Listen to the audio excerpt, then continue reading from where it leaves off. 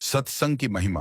एक बार देवर्षि नारद भगवान विष्णु के पास गए और प्रणाम करते हुए बोले, भगवान, मुझे सत्संग की महिमा सुनाइए। भगवान मुस्कुराते हुए बोले, नारद, तुम यहां से आगे जाओ, वहां इमली के पेड़ पर एक रंगीन प्राणी मिलेगा। वह सत्संग की महिमा जानता है, वही तुम्हें समझाएगा। नारद जी खुशी खुशी इमली के पेड़ के पास गए और गिरगिट से बातें करने लगे। उन्होंने गिरगिट से सत्संग की महिमा के बारे में पूछा। सवाल सुनते ही वह गिरगिट पेड़ से नीचे गिर पड़ा और छटपटाते हुए प्राण छोड़ बैठा।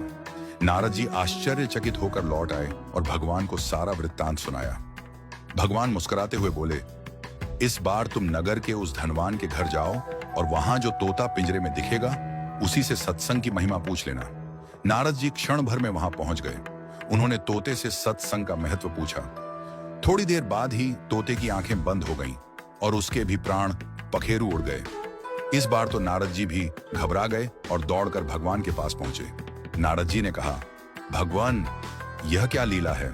क्या सत्संग का नाम सुनकर मरना ही सत्संग की महिमा है? भगवान हंसते हुए बोले, यह बात भी तुम्हें जल्द ही समझ आ जाएगी। इस बार तुम नगर के राजा के महल में जाओ और उसके नवजात पुत्र से अपना प्रश्न पूछो। नारद जी थर थर कांपने लगे और बोले, अभी तक तो पक्षी ही अपने प्राण छोड़ रहे थे। इस बार यदि वह नवजात राजपुत्र मर गया तो राजा मुझे जीवित नहीं छोड़ेगा। भगवान ने नारद जी को अभयदान दिया। नारद जी ने हिम्मत जुटाई और राजमहल में आए। वहां उनका बड़ा सत्कार किया गया। अब तक राजा को कोई संतान नहीं थी, अतः पुत्र के जन्म पर बड़े आनंदोल्लास से उत्सव मनाया जा रहा था। नारद जी ने डरते डरते राजा से पुत्र के बारे में पूछा। उन्हें राजपुत्र के पास ले जाया गया। पसीने से तरबतर, मन ही मन श्री हरि का नाम लेते हुए नारद जी ने राजपुत्र से सत्संग की महिमा का प्रश्न किया। नवजात शिशु हंस पड़ा और बोला, महाराज, चंदन को अपनी सुगंध और अमृत को अपने माधुर्य का पता नहीं होता। ऐसे ही आप अपनी महिमा नहीं जानते, इसलिए मुझसे पूछ रहे हैं। वास्तव में आपके क्षण भर के संग से ही मैं गिरगिट की योनि से मुक्त हो गया। आपके दर्शन मात्र से तोते की क्षुद्र योनि से मुक्त होकर इस मनुष्य जन्म को पा सका।